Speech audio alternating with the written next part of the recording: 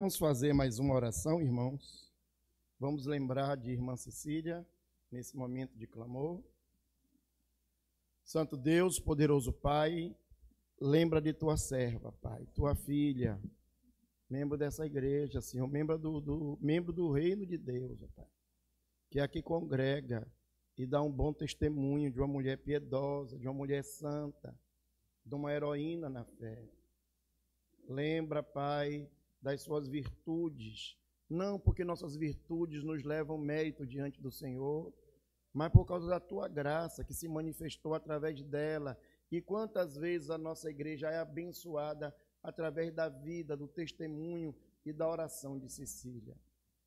Lembra de tua serva, Pai, vai ao encontro dela, envia os teus anjos. Vai adiante, ó Deus, do médico, dos médicos, dos enfermeiros, dos técnicos, de todos aqueles que estão dando assistência a ela, que todos eles sejam instrumentos do Senhor, sejam anjos do Senhor, mensageiros do Senhor, estejam ao teu serviço para acolher a tua serva e lhe prestar o melhor atendimento, ó Pai. Ó Deus, na visão humana é muito difícil resolver, nós precisamos de um milagre, só o Senhor pode fazer milagre. Por isso nós te clamamos, faz o milagre, ó Deus. Utiliza os recursos humanos ou os recursos divinos, porque tu és Deus, vivo e verdadeiro. Então vai ao encontro da tua serva agora. Mas nós te pedimos uma graça mais especial. Toma conta de sua família, Senhor. Converte a sua família, Deus.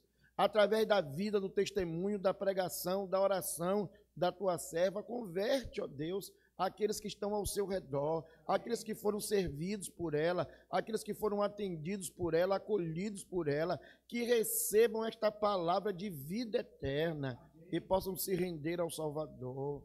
Usa a enfermidade e a cura para a glória do teu nome. Mas, ó Deus, se está nos teus planos levar a tua serva, alivia a sua dor, seu sofrimento, ó Pai, e recebe-a nos teus braços, porque estar com Cristo é incomparavelmente melhor. Prepara o coração da igreja e da família e age conforme a tua vontade soberana e perfeita, em nome de Jesus. Amém.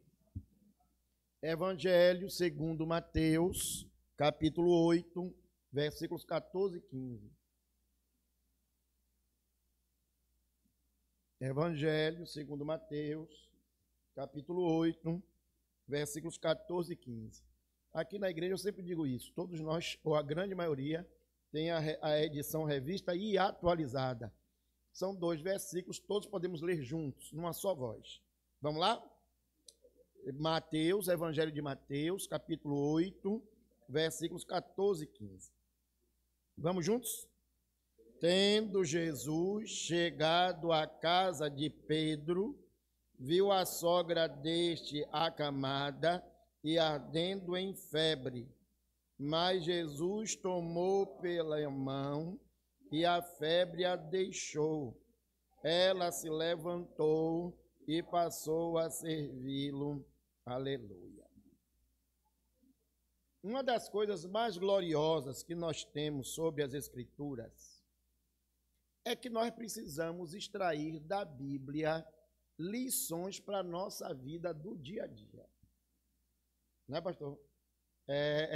Toda a Escritura é divinamente inspirada, né? E o útil para ser aplicado no dia a dia, para correção, para demonstração, para que o homem de Deus seja perfeito e habilitado em toda boa obra. Isso é magnífico na Bíblia, irmãos.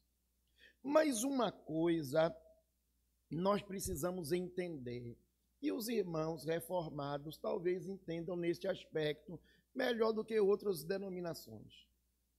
A Bíblia não pode dizer hoje o que ela não disse no passado. Não existe uma nova revelação. Não existe um novo evangelho.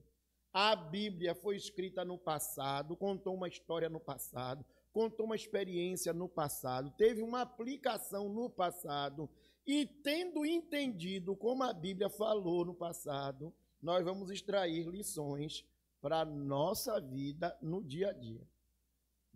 Mas primeiro precisamos entender o que é que estava lá escrito no passado. Por exemplo, há um detalhe neste texto que parece ser bobo.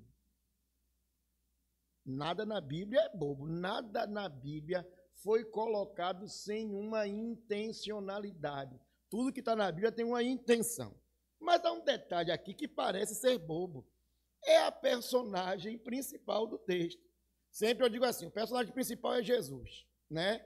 Que é o autor da vida, que é o autor do milagre, que é quem vai trazer a bênção. Mas nesse texto aqui, essa mensagem é direcionada à sogra de Pedro. Parece bobo nisso, né? Mas não é não. Aqui é uma intencionalidade de Cristo. Há uma intencionalidade do Espírito Santo. Isso significa que Pedro tinha sogra. Se Pedro tinha sogra, ele era casado. Como é então que nesses dias todos nós fomos bombardeados na televisão com a morte do Papa Francisco? E aí, quando vão falar da morte do Papa, aí o pessoal vai fazer a carreirinha de todos os papas na história e diz assim: Pedro foi o primeiro Papa. Jesus aqui nesse texto já eliminou essa falácia. Isso que as pessoas repetem sem prestar atenção. Como é que Pedro foi o primeiro Papa se ele era casado? Como é que eu sei que ele era casado? Ele tinha uma sogra. Irmãos, a história, então, seja a história secular, ou seja a história da igreja, vai nos contar um pouco sobre esse negócio chamado papado, sobre a Igreja Católica. Você sabia que em 313 é depois de Cristo, né? Já estamos na era cristã. Em 313, o imperador Constantino assinou o Édito de Milão. Constantino teve uma batalha, a Batalha de Ponte Mívio. Na Batalha de Ponte Mívio, ele teve um sonho, ele teve uma visão, ele viu uma cruz. E aí ele disse: olha, se eu vencer essa batalha, então eu vou determinar liberdade à religião cristã. Ana Maria sempre publica lá na página do nosso WhatsApp sobre a igreja perseguida. Alguém pode achar que a igreja perseguida é da agora. Ana Maria sabe de que não é, pastor Paulo sabe que não é. A igreja sempre foi perseguida. E no Império Romano, entre o século I e o século IV, a igreja foi duramente perseguida. Nossos irmãos foram mortos, foram torturados, foram presos, foram condenados a abandonar a fé, e muitos foram fiéis até o fim. Mas Constantino, em 313, quando assinou o Édito de Milão, ele deu liberdade religiosa aos cristãos. Mais tarde, o imperador Teodósio, em 380, assinou o Édito de Tessalônica. Teodósio foi mais arrojado do que Constantino. Ele fez, a partir de agora, essa religião cristã é a religião do império. É a religião oficial do império. Se os romanos, antigamente, eles eram politeístas, acreditavam em todos os deuses, Teodósio agora fez nada, meu irmão. Só vai ter um Deus aqui. A religião cristã é a religião oficial. Por isso, nasce o nome Igreja Católica. Católica é universal, é mundial, é mundial. A gente fica engasgado aí, né? É a igreja do mundo todo, do planeta Terra todo. Por quê? Porque os romanos haviam dominado o mundo todo. Eu fiz isso na última pregação, quando falei do centurião, né? Eles tinham dominado o mar Mediterrâneo todo, Mare Nostrum. Então, ele determinou que a igreja era universal, igreja católica, apostólica, porque seguia a doutrina dos apóstolos, e romana, porque era a religião oficial dos romanos. Em 445, o imperador Valentiniano nomeia o primeiro papa. Ele escolhe o bispo de Roma,